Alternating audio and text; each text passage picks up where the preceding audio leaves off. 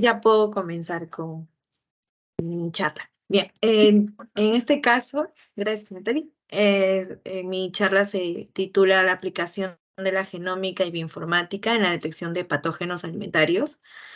Bien, yo quisiera primero darles un panorama de- del campo de la ciencia de los alimentos, o el campo del área alimentaria, y cómo ésta se ve, digamos, en el sentido de estas nuevas tecnologías o tecnologías que son recientes, y cuál es el impacto que viene teniendo en diversos campos del área alimentaria. Entonces tenemos diversas aplicaciones llamadas ómicas, en donde dentro de esta está la genómica, que es principalmente el tema de la charla de hoy, pero no es la única. También está la transcriptómica, la proteómica y metabolómica. Entonces, la diferencia de cada una de estas ciencias ómicas se basa en el estudio de un objetivo, ¿no? En el caso de genómica, pues principalmente va a ser el estudio del ADN, en el caso de transcriptómica, de ARN, ¿no? Un poco recordando el dogma central de la biología, en donde todo parte de una información genética y de un proceso biológico, ¿no? Y en el caso de proteómicas, pues el foco principal son las proteínas, y en metabolómica los metabolitos que genera diversos procesos, ¿no? Dentro de esto se engloba a las tecnologías ómicas, que vienen siendo abordadas en diferentes partes del área de los alimentos, como en la calidad alimentaria, como en la inocuidad alimentaria, como parte de el estudio de componentes alimentarios que tengan un efecto bioactivo, y también como apoyando o siendo como un método en el caso de la trazabilidad alimentaria durante un procesamiento alimentario o de alimentos en general.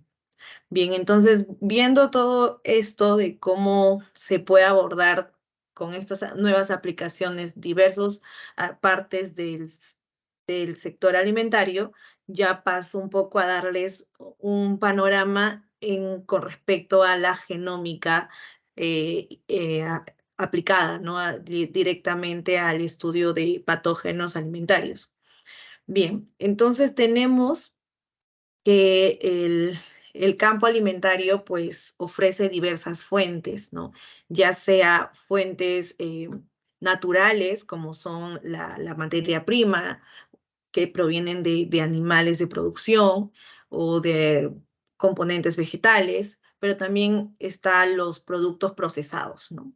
Asimismo, hay fuentes complejas, como por ejemplo medios acuáticos. Justo teníamos una charla de anterior que fue sobre las microalgas, etcétera. Y también la parte digestiva o el componente humano, que es importante conocer frente a este tipo de digamos, de comportamiento durante un proceso de inocuidad alimentaria, ¿no? Cuando se ingiere ciertas toxinas o etcétera, provenientes de alimentos contaminados en general. Entonces, basado en estos diversos tipos de enfoques que van a ser provistos por un medio ambiente o van a ser vehículos de patógenos cuando se ingiere como parte de un consumo natural, pues cada una de estas fuentes provee de cierta comunidad microbiana. Entonces es importante conocer y desde ahí enfocarnos de que existe ya una carga natural que puede ser patogénica o no patogénica. Y asimismo, entonces tenemos que abordar este tipo de estudios microbianos de comunidades, o también podemos enfocarnos en aislar ciertos organismos que son característicos dependiendo de cada fuente alimentaria, ¿no? Entonces tenemos, digamos, dos abordajes ahí. Uno, explorando una comunidad microbiana o aislando organismos específicos o objetivos que se necesita para conocer si el producto cuenta con los criterios microbiológicos correctos, etcétera.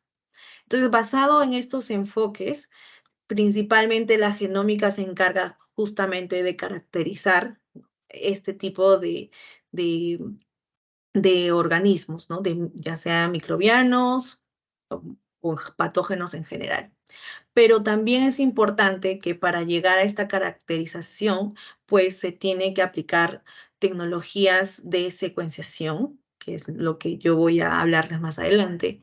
Y estas nuevas tecnologías de secuenciación producen volúmenes de datos masivos, lo cual hacer un análisis manual es casi imposible.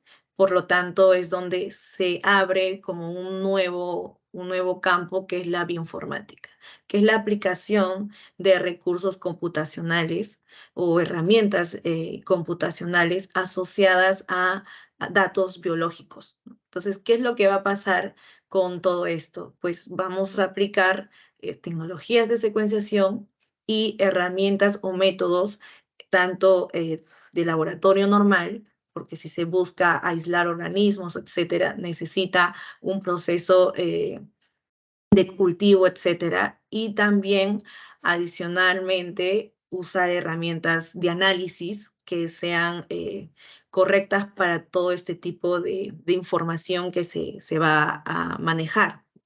De esta manera se puede obtener una caracterización genómica y se viene aplicando con los hallazgos de esta caracterización para diseños de nuevas vacunas, para conocer un poco la evolución de diferentes tipos de cepas y también para la detección de brotes alimentarios, ¿no? Entonces, ya un poco creo que la mayoría puede asociar todas estas nuevas tecnologías con lo que hace un año o 2 años empezó la pandemia aquí a nivel mundial, ¿no?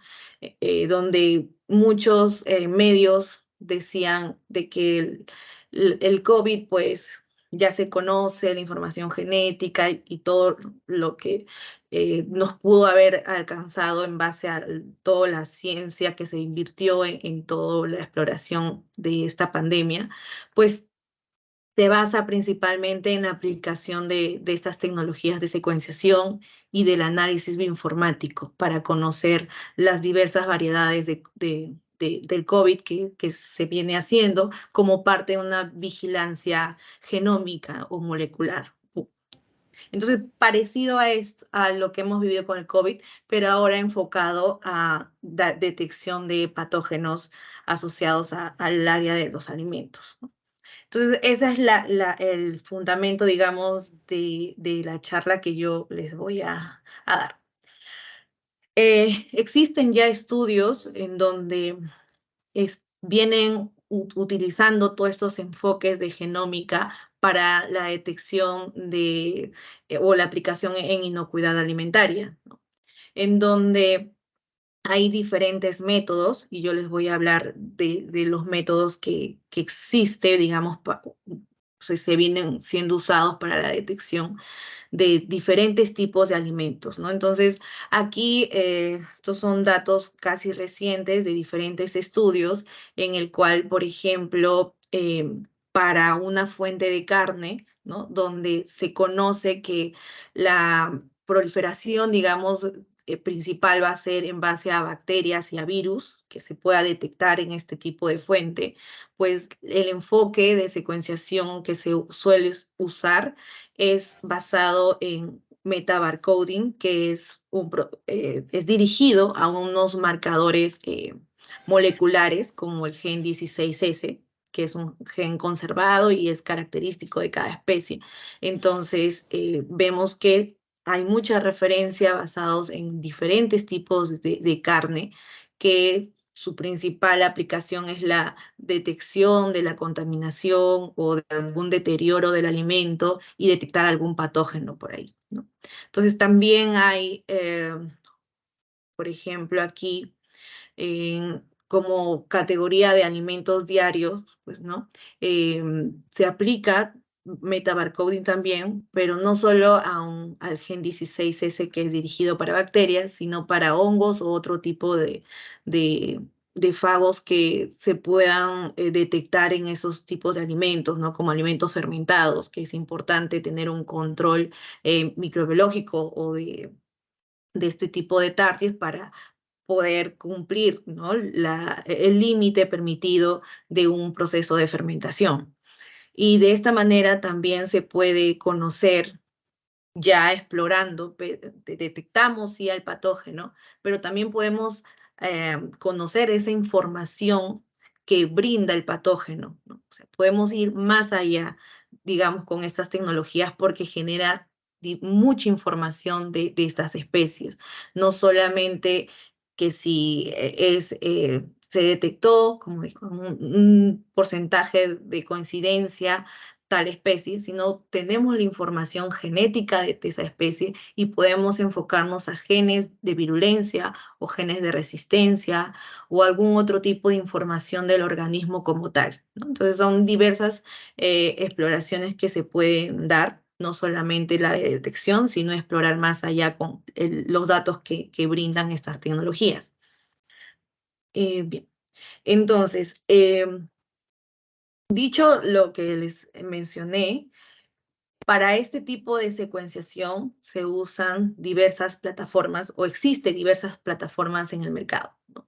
Que actualmente está liderado por la compañía Illumina.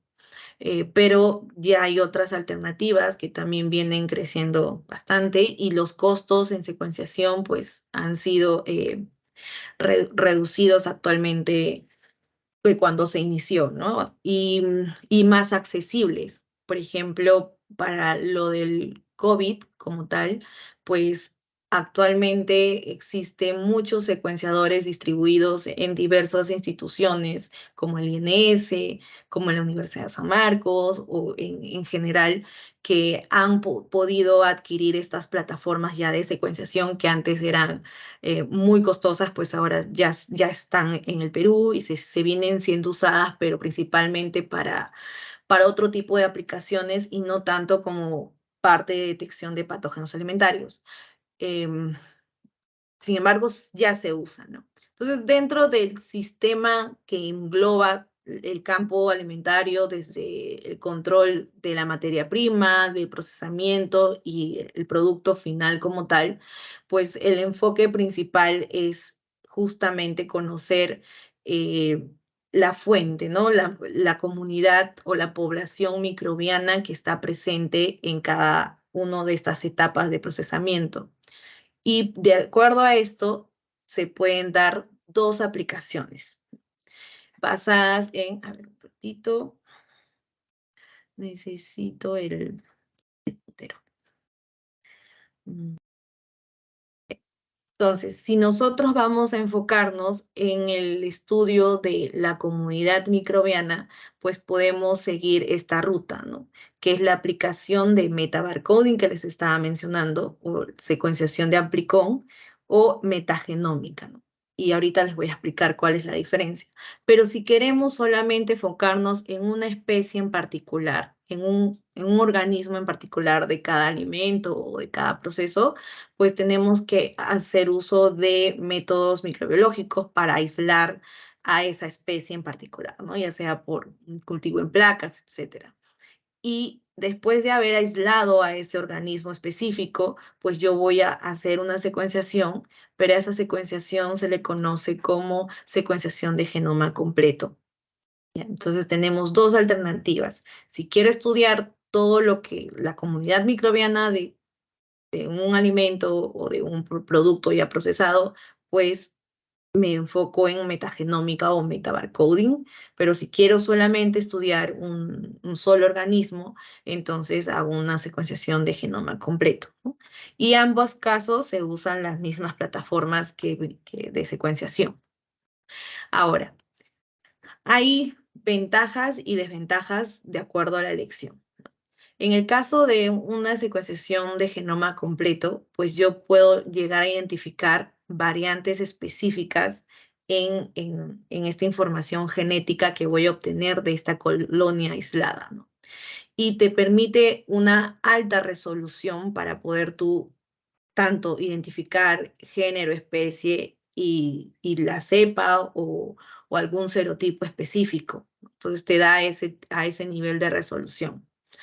Y además de eso, tú puedes hacer la exploración de genes que estén asociados a esa cepa en particular o a esa especie, ¿no? Como les estaba diciendo, se puede estudiar genes de virulencia, de conocer qué tipo de toxina produce, etcétera, basados en enfocarnos en ciertas regiones de esta especie que se está analizando. Y en el caso de metagenómica o metabarcoding, metabarcoding es una secuenciación dirigida a marcadores específicos, ¿no? Asociados al área de filogenética. Entonces, como les había dicho, el 16S es un marcador filogenético que permite identificar el tipo de organismo basado en las bacterias principalmente, ¿no? Pero también se puede hacer en fagos o en hongos en general.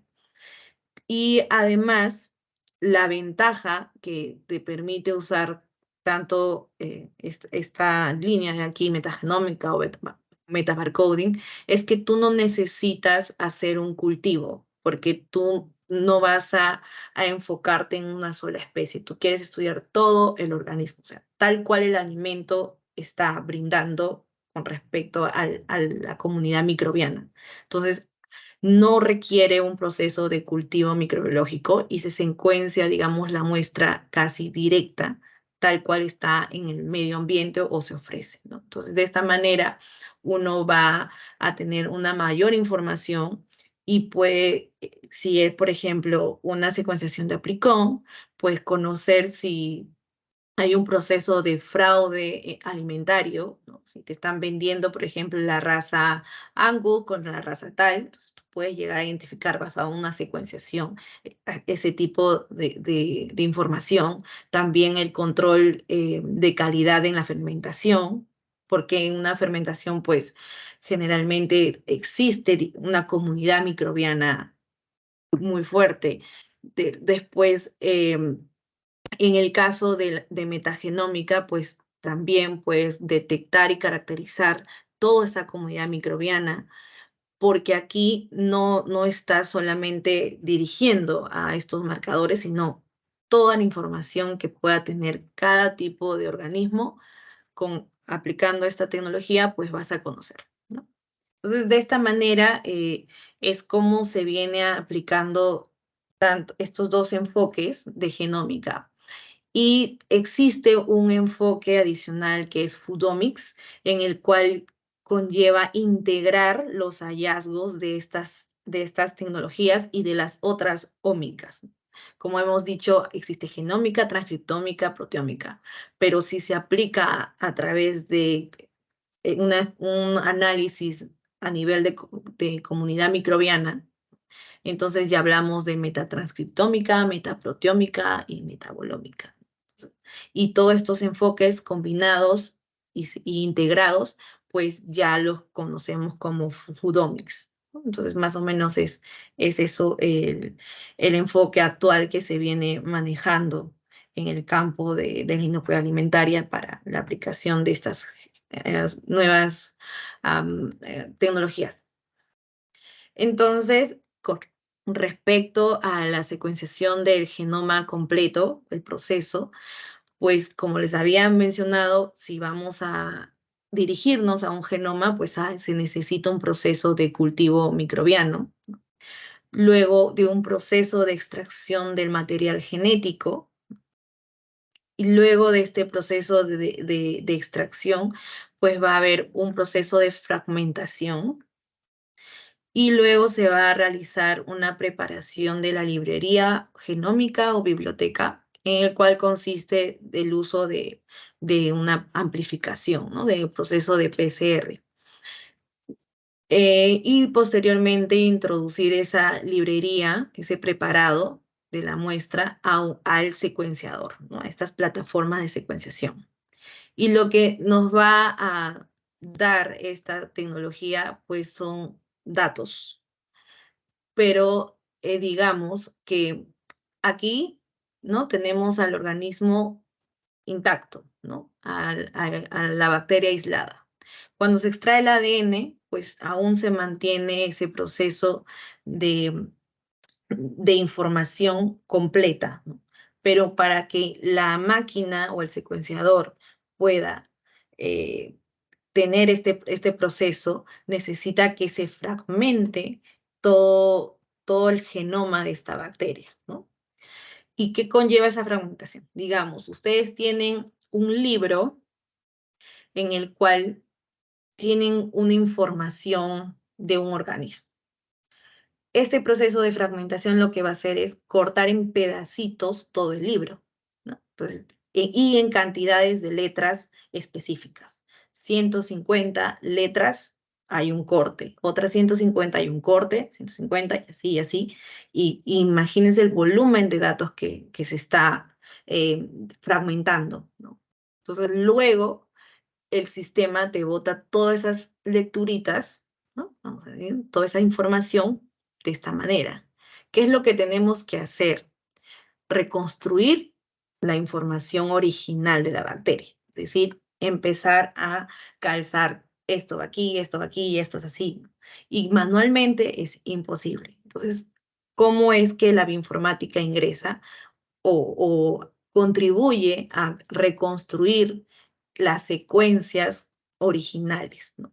Mediante la aplicación de estas herramientas, ¿no? Entonces, es ahí que se complementa tanto el proceso de secuenciación como el análisis bioinformático para reconstruir al organismo inicial y conocer la información genética tal cual. Entonces, de eso es lo que yo les voy a hablar ahora.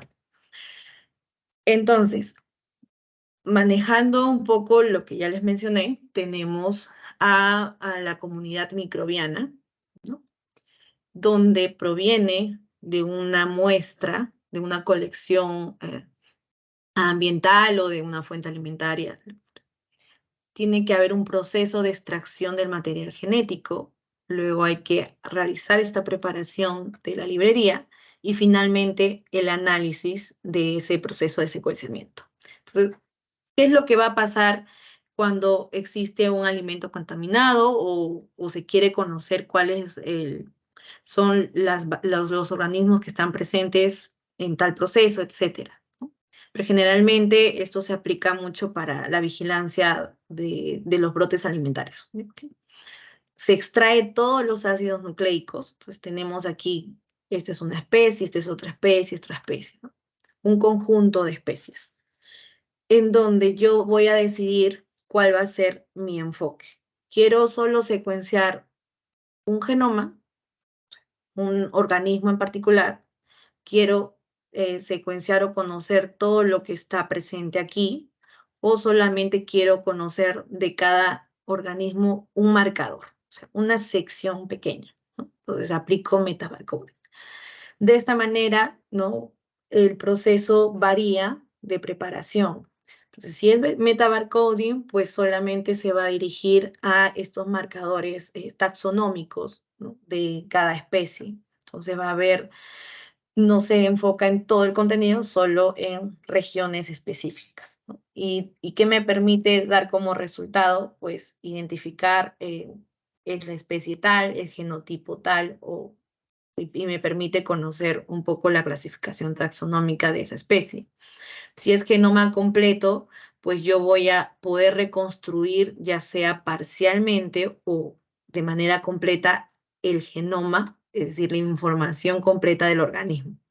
Y esto me da una aplicación de mayor amplitud, como es conocer algunos mecanismos de transmisión, dependiendo de la especie que se está estudiando, conocer genes de virulencia, tipo de cepa, etcétera, ¿no? Me da como una mayor información. Y si yo dirijo mi proceso a metagenómica, pues yo voy a secuenciar directamente la muestra, entonces voy a tener que también tener información ya sea parcial o completa de todas las especies que están aquí, de toda la comunidad microbiana, etcétera, ¿no? En donde puedo conocer, si descubrir nuevas especies, por ejemplo, virus, conocer también el mecanismo de transmisión, identificar también genotipo y especie, pero ya no es enfocado solo a un organismo, sino a toda la comunidad, ¿no? Entonces, eso es la diferencia. Entonces, ¿cómo funcionan las tecnologías de secuenciación? Existe de 3 generaciones, pero yo les voy a hablar la segunda y la tercera que permite obtener todo este tipo de información. En el caso de la segunda generación que les estaba mencionando, lo lidera la compañía Illumina, pues el material genético va a ser purificado y fragmentado, ¿no? Lo que yo les estaba diciendo va a ser cortado en tamaños de fragmentos muy pequeños de 150 o 300 pares de base, ¿no? Y luego se le va a incorporar unos adaptadores para que dentro de su sistema, pues ellos usan un soporte llamado flow cell, donde tienen acoplado a la superficie secuencias que cuando ingresa estos fragmentos, pues por complementariedad, pues se posicionan de esta manera, ¿no? En la superficie de esta flow cell. Y luego, como en cada extremo del fragmento va a tener estos adaptadores, se encurva, ¿no? Se encurva por complementariedad y cuando está recién en este tipo de amplificación de tipo puente, ¿no? Es donde la enzima va a empezar a hacer la lectura de ese fragmento y a generar múltiples copias, tantas copias a las cuales nosotros, bueno, se conoce como clúster. Entonces va a haber de un fragmentito miles de copias que van a ser detectadas, ¿no? Por una cámara que va a estar tomando capturas, porque cada secuencia, es decir, ¿no? Conocemos la adenina, la citosina, guanina, va a estar marcada por un fluoróforo en el cual estas cámaras van a ir detectando, ¿no? Entonces, se imaginan la cantidad de imágenes que va a generar durante todos estos ciclos de amplificación. De esta manera, después nos da la información como es en este caso, ¿no? Las lecturas de las secuencias. En el caso de la tercera generación, que es la más actual, digamos, es en donde aquí hay un proceso masivo y paralelo, pero aquí se secuencia moléculas únicas. Es decir, no necesita el proceso de fragmentación, basta que la muestra esté, el ADN esté aislado y se le incorpora al fragmento un adaptador y va a ser leído como tal. Entonces, ¿qué ventajas tiene? La segunda generación se basa en leer, ¿no? Fragmentos muy cortos ¿no? y que han sido por un proceso de fragmentación, ¿no? Producidos. Pero en el caso de la tercera generación, pues hacen una lectura de un fragmento largo. Es decir, ¿hasta cuánto de tamaño puedo leer? O sea, se puede leer un virus completo, por ejemplo, de 20.000 pares de base, ¿no? Es decir, 20.000 letritas puede ser leída por esta plataforma, hasta 60.000, ¿no? Entonces, cubre un tamaño de un virus tranquilamente sin hacer un proceso de fragmentación. O sea, tal cual se puede aislar, se puede leer.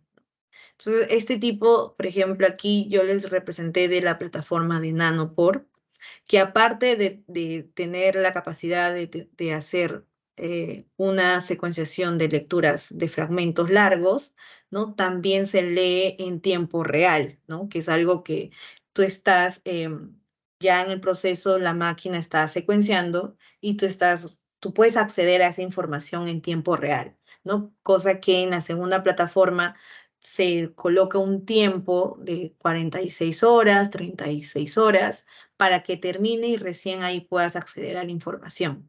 En este caso, aquí lo puedes acceder de manera directa y en tiempo real, como tal.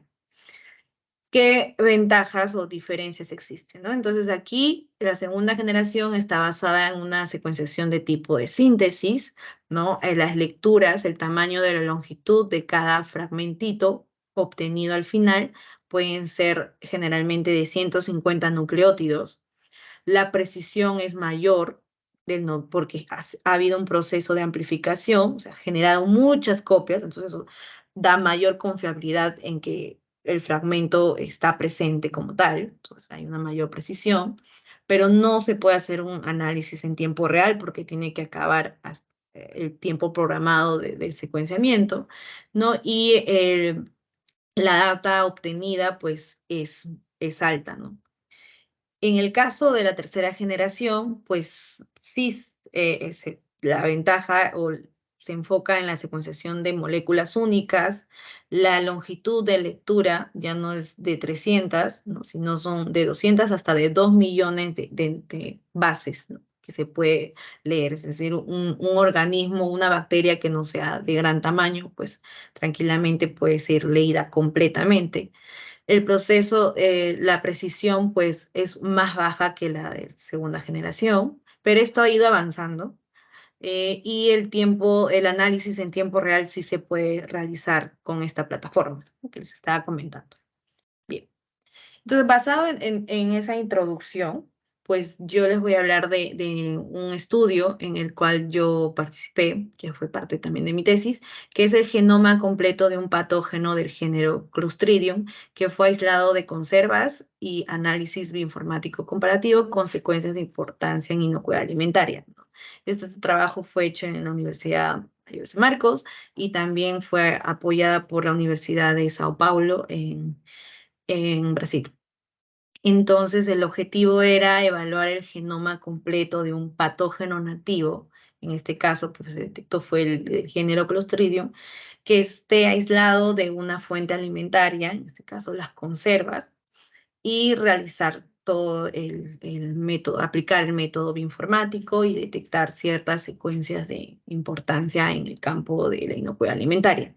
Entonces, ¿en qué consiste, no? Un poco para que conozcan el proceso cuando un alimento está contaminado por este organismo, por el Clostridium botulinum, y genera un proceso de intoxicación o de brote alimentario. Pues previamente el alimento ya tiene que haber formado, porque este organismo de aquí está relacionado a la formación de toxinas. Entonces, esta conserva que va a ser ingerida por cualquier humano, tiene que tener ya la toxina preformada. ¿Y qué es lo que va a pasar para que genere esta respuesta de intoxicación alimentaria? Luego de ser ingerida, pues se dirige, ¿no? O sea, se absorbe en la parte del intestino y luego se dirige a las células nerviosas la toxina como tal. Entonces, estamos viendo acá parte de estas células nerviosas, en donde tenemos aquí la toxina botulínica, que por un proceso de endocitosis ingresa a la célula y luego genera una vesícula. Esta toxina que tenemos aquí va a sufrir un proceso conformacional, es decir, van a separarse en dos, una cadena pesada y una cadena ligera, ¿no? Entonces, al dividirse, fragmentarse, esta toxina ya genera una reacción dentro de la célula. ¿Qué es lo que va a pasar? Pues la cadena ligera se va a acoplar a la membrana de la vesícula y eso va a inducir a que se bloquee la formación de un complejo proteico llamado SNAR. Entonces, eso va a bloquear la formación, lo cual va a generar que se produzca, se inhiba la liberación de un neurotransmisor, ¿no? Lo cual conlleva a que se genere, por ejemplo, procesos principalmente enfocados al sistema nervioso, ¿no? Como parálisis, etcétera, u otro tipo de síntomas. Pero es importante también conocer estas proteínas que están acopladas como receptores, ¿no? Porque el patógeno Clostridium botulino como tal tiene diversos tipos, tipo A, B, C, D, ¿no? Entonces, estas proteínas van a o receptores van a reaccionar dependiendo al tipo de toxina que va a ingresar dentro de todo este mecanismo. Entonces, al inhibir este neurotransmisor, que generalmente es acetilcolina, pues ya genera todo ese proceso de una enfermedad de transmisión sí, por alimentaria, ¿no? Entonces, y se genera todo ese cuadro de reacción asociada a una contaminación por este patógeno. Bien. Entonces, digamos que yo tengo esta conserva que generó este brote alimentario. Hice el aislado de este organismo, ¿no? Porque apliqué secuenciación de genoma completo, o sea, dirigido a ese organismo en particular. Entonces, luego de haber hecho mi extracción, ya hice todo el proceso que ya les mencioné de la preparación. Este es el secuenciador que usé para mi análisis, para mi secuenciación, ¿no? Y me generaron diversa información. Luego de esto, como les estaba mencionando, tengo que reconstruir toda la información inicial de mi bacteria que quiero analizar.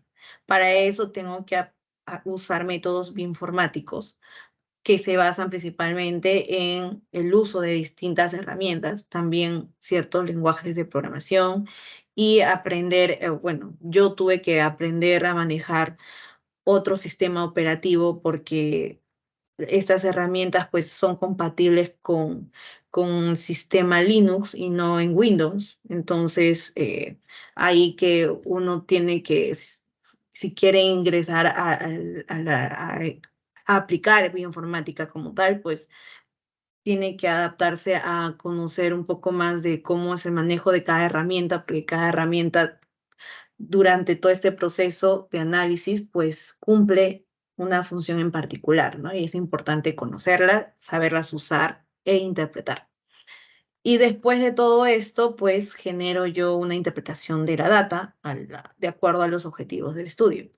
Entonces, ¿en qué consiste de manera gráfica este proceso bioinformático? Pues yo les mencioné que toda esta data pues provienen de fragmentos que han sido obtenidos en esta secuenciación. Entonces son millones, a cada fragmentito le llamamos lecturas, son millones de lecturas que se obtiene cuando se secuencia esta muestra. Entonces, acoplar cada lectura, ¿no? Anualmente, imposible. Entonces, además de eso, cada lectura va a tener asociada valores de calidad. Hay un proceso de filtrado de estos datos en donde yo deseo eliminar lecturas de baja calidad y quedarme con las lecturas que tengan mayor precisión de la información.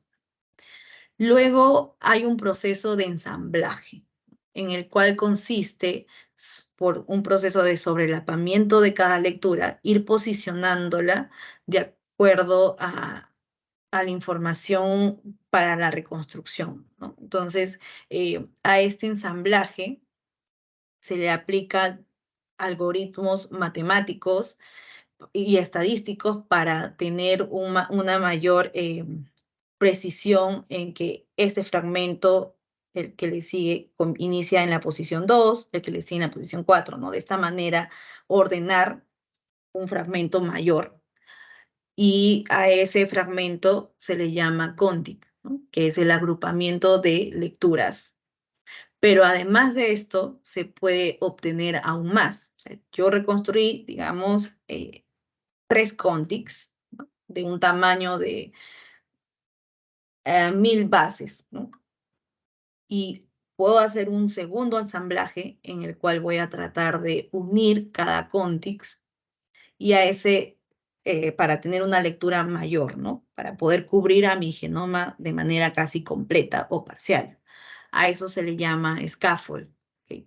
Entonces, después de haber obtenido esta secuencia, digamos, casi real de mi organismo, yo tengo que hacer una anotación, es decir, reconstruirla, hacer un mapa tal cual circular de la bacteria, ¿no? En este caso, este es un ejemplo de coli, en donde ya pude ordenar a toda la secuencia identificar algunos genes de resistencia, algunos genes de virulencia, etcétera. Y este genoma, por ejemplo, de coli tiene 4 millones, ¿no? 4 megas de información, de secuencias, ¿no? Entonces, de esta manera, todo este flujo hay que seguir para poder tener a la secuencia o la información del organismo que inicialmente se aisló, ¿no? Entonces, dicho esto, esto sí es de la información que yo obtuve. Realicé el análisis de calidad en donde eh, me quedé con las lecturas o las secuencias de alta confiabilidad. Luego realicé un chequeo, digamos, de que el organismo, la información que pueda ser detectada en esta secuenciación sea del organismo de interés, lo cual sí obtuve, ¿no? Vemos aquí la representación de un CONTIC, en donde vemos cómo las lecturas se han ido sobrelapando una debajo de otra y posicionando de tal manera que generó a esta secuencia mayor, ¿no? Y el color violeta pues identifica que es un organismo el que se está eh, identificando, ¿no? Que sería en este caso el Clostridium. Y también hice mi análisis taxonómico en el cual detecté que efectivamente la representación de la información que yo secuencié o obtuve, pues me da para Clostridium botulinum. También puede detectarse otro tipo de organismos porque estas tecnologías son tan precisas que incluso si hay contaminación humana, pues puede detectar ciertas lecturas a humano, ¿no? Entonces es muy sensitiva, digamos, en el sentido de la detección y lo que encuentre, pues va a secuenciar. Entonces, por eso es importante tener un buen método de aislamiento y de purificación. Y luego obtuve mi mapa del genoma circular, ¿no? Del organismo, en este caso de Clostridium. Ah, bueno, en este caso mi estudio terminó en obtener la reconstrucción de mi genoma de este organismo, identificar secuencias de virulencia, o sea, de las toxinas, porque estas toxinas actúan formando, digamos, muchas regiones. Entonces yo pude llegar a obtener ese segmento de las regiones que producen la toxina y compararlas con otras, ¿no? Entonces, hasta ahí acabó mi trabajo y ver con qué especie, no especie, sino dentro de una base de datos pública, ver con qué secuencia pues está más asociada ese organismo con respecto a las toxinas. Ahora, yo también realicé un estudio basado similar, pero ya aplicando la tecnología de tercera generación que les estaba comentando, para la detección de salmonela, que suele ser, digamos, asociada a infección en pollos, en producción de pollos y aplicando la secuenciación de lecturas largas, que es la de tercera generación, y de la plataforma que ya les mencioné, ¿no? Entonces, esta plataforma es esta de aquí. Este equipo es el que realiza la secuenciación, que es el tamaño de un CV, tan chiquito. Y bueno, y está asociado a un computador de análisis. Entonces, ¿qué es lo que, aparte de las ventajas que le di? La portabilidad.